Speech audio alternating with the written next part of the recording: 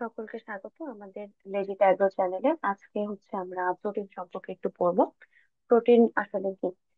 এটা হচ্ছে আমাদের দেহে পাওয়া যায়, আমাদের এবং সকল প্রাণী দেহে পাওয়া পাওয়া যায় লার্জ মলিকিউল গুলাকে বলতেছে। হ্যাঁ, তো এগুলো হচ্ছে ম্যাক্রোমলিকিউল, এবং এটার সবচেয়ে স্মল ইউনিটকে হচ্ছে আমরা অ্যামিনো অ্যাসিড বলতেছি।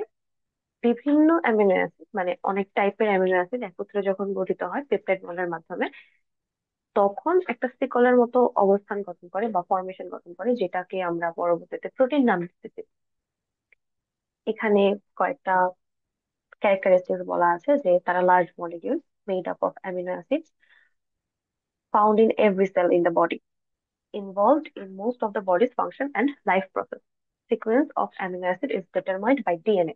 অর্থাৎ আমাদের এই যে একটা প্রোটিন যে তৈরি হবে, এটা এটা কে ঠিক করে দিচ্ছে বা কোন বেসিসে একটা প্রোটিন তৈরি হচ্ছে?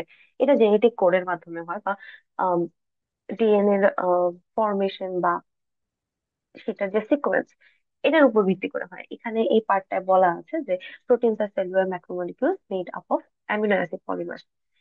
The sequence of amino acids or primary structure of the protein is dictated by nucleotide sequence of the gene coding for that particular protein. Protein যে ওয়ার্ডটা, এই ওয়ার্ডটা গ্রিক ল্যাঙ্গুয়েজ থেকে আসছে। এটার মানে হচ্ছে অফ প্রাইমারি ইম্পর্টেন্স। এটা করিয়ে দিয়েছেন হচ্ছে জনস জেকব বার্জিলিয়াস। আর এখানে একটা স্ট্রাকচার দেখলে ভালো হয়, সেটা হচ্ছে এই স্ট্রাকচারটা অ্যামিনো অ্যাসিড স্ট্রাকচার। এই অ্যামিনো অ্যাসিড স্ট্রাকচারে এই যে বক্স করা যে পার্টটা, এটা হচ্ছে আমার ব্যাকবোন। এই মাঝে যে কার্বনটা, এই কার্বনটাকে বলতেছে হচ্ছে আমার আলফা কার্বন। এই কার্বনটা আলফা কার্বন, তার এক পাশে হচ্ছে অ্যাসিড গ্রুপ আর এক পাশে হচ্ছে অ্যামিন গ্রুপ। এই যে নাইট্রোজেন এটা অ্যামিন গ্রুপ, আর এটা হচ্ছে সাইড চেন। সাইড চেনটাকে আমরা সাধারণত আর দিয়ে অনেক জায়গায় লিখতে দেখা যাবে। এই আরটা এক একটা অ্যামিনো অ্যাসিডে এক এক ধরনের থাকে বা ভ্যারি করে। এই ভ্যারিয়েবলের উপর ডিপেন্ড করেই হচ্ছে যে আমার নাম চেঞ্জ হয় এবং ক্যারেক্টারিস্টিক্স চেঞ্জ হয়।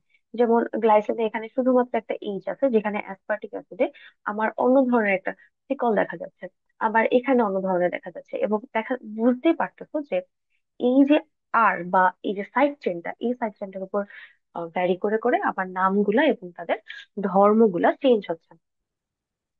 এখন পেপটাইড বন্ড ফরমেশনটা কিভাবে হয়? পেপটাইড বন্ড, এই যে একটা অ্যামিনো অ্যাসিড, এই একটা অ্যামিনো অ্যাসিড এবং এটা আরেকটা। হ্যাঁ, এই যে অ্যাসিডের যে পার্টটা, এই অ্যাসিড গ্রুপের এই পার্টে যে ওএইচটা আছে, এই ওএইচটা আর হচ্ছে আমার অ্যামিন গ্রুপের যে এইচটা, এটা হচ্ছে আমার বের হয়ে যায়।